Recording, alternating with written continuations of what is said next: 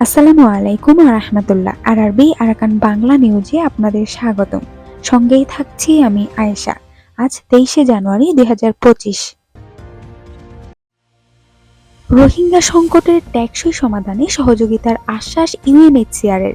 রোহিঙ্গা সংকটের টেকসই সমাধানে বাংলাদেশকে সহযোগিতার প্রতিশ্রুতি দিয়েছে জাতিসংঘের শরণার্থী বিষয়ক হাই কমিশনার ইউএনএইচসিআর।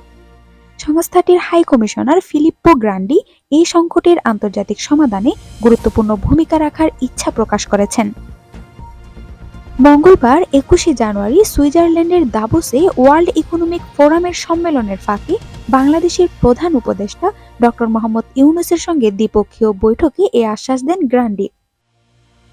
বৈঠকে প্রধান উপদেষ্টা রোহিঙ্গা সংকট নিয়ে একটি বৃহৎ আন্তর্জাতিক সম্মেলন আয়োজনের আহ্বান জানালে ফিলিপ্পো গ্রান্ডি বলেন, আপনার সঙ্গে সহযোগিতায় আমরা প্রস্তুত। প্রধান উপদেষ্টা ডক্টর ইউনূস রোহিঙ্গা সংকট সমাধানে বৈশ্বিক মনোযোগ ফিরিয়ে আনার উপর জোর দেন এবং বলেন, আপনার কণ্ঠ আরও গুরুত্বপূর্ণ ভূমিকা রাখতে পারে। প্রধান উপদেষ্টা জানান, বাংলাদেশে প্রায় আরও 1 লাখ রোহিঙ্গার প্রবেশ দেশের উপর অতিরিক্ত চাপ সৃষ্টি করেছে। তিনি বলেন, পরিস্থিতি দিন দিন জটিল হচ্ছে। মিয়ানমারের পক্ষ থেকে আরও রোহিঙ্গাকে বাংলাদেশে ঠেলে দেওয়া হচ্ছে, যা পরিস্থিতিকে আরও সংকটময় করে তুলেছে।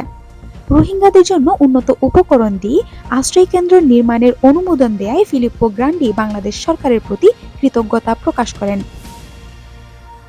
আগে রোহিঙ্গারা শুধু বাঁশ এবং ত্রিপল ব্যবহার করে আশ্রয়কেন্দ্র নির্মাণের অনুমতি পেতেন। বৈঠকে মিয়ানমারের রাখাইন রাজ্যের মানবিক পরিস্থিতি নিয়েও আলোচনা হয়।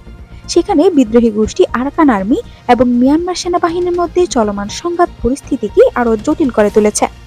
প্রধান উপদেষ্টা জানান, রোহিঙ্গা সংকট সমাধানে তিনি একজন উচ্চ প্রতিনিধি নিয়োগ করেছেন, যিনি সরকারের বিভিন্ন সংস্থা ও আন্তর্জাতিক সংগঠনের মধ্যে সমন্বয় করবেন। এই উদ্যোগ সংকট সমাধানে কার্যকর ভূমিকা রাখবে বলে তিনি আশা প্রকাশ করেন। মালয়েশিয়া যাওয়ার পথে থাইল্যান্ডে আটক 42 জন রোহিঙ্গা।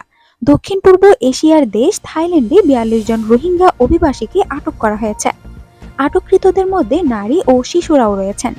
বাংলাদেশ থেকে মালয়েশিয়ায় যাওয়ার পথে থাইল্যান্ডের দক্ষিণাঞ্চলীয় থালাং জেলায় আটক হন তারা।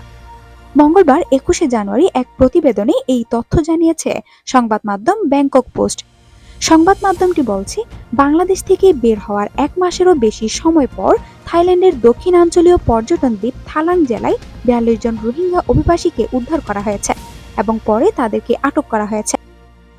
মূলত দ্বীপটির তাম্বনমাই খাওতে সাইকায়ো সৈকতের সামনে একদল লোককে দেখতে পেয়ে মঙ্গলবার ভোরে স্থানীয় কর্মকর্তাদের এবং পুলিশকে খবর দেয় স্থানীয় লোকজন। পরে অফিসাররা ঘটনাস্থলে পৌঁছে অভিবাসীদের ক্লান্ত অবস্থায় উদ্ধার করে।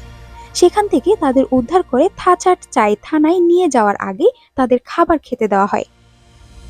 এছাড়া পরে অবৈধ অভিবাসীদের অন্য একটি দলকে ফাঙ্গা প্রদেশের থাননে হাঁটতে দেখা গিয়েছে বলে খবর ছড়িয়ে পড়ে।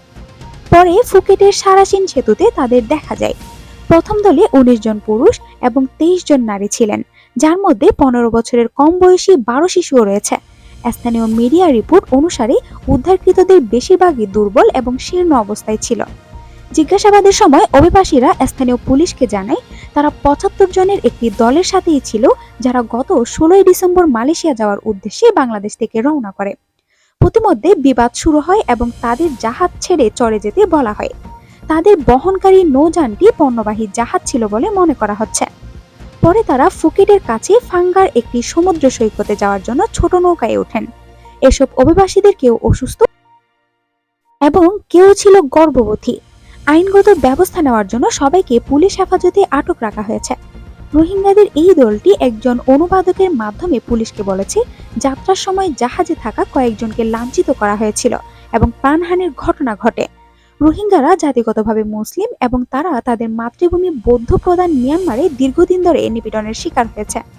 এরই জেরে লাখ লাখ রোহিঙ্গা বাংলাদেশে ক্যাম্পে পালিয়েছেন এবং অন্যরা থাইল্যান্ড হয়ে মালয়েশিয়া বা ইন্দোনেশিয়ায় পৌঁছানোর চেষ্টা করছেন। এজন্য তাদের অনেকেই জীবনের ঝুঁকি নিয়ে বিপজ্জনক সমুদ্র যাত্রা করতেও দ্বিধা করছে না। থাই কর্তৃপক্ষ এখনো বাকি অবৈধ অভিবাসীদের সন্ধান করছে বলেও জানিয়েছে সংবাদ মাধ্যম।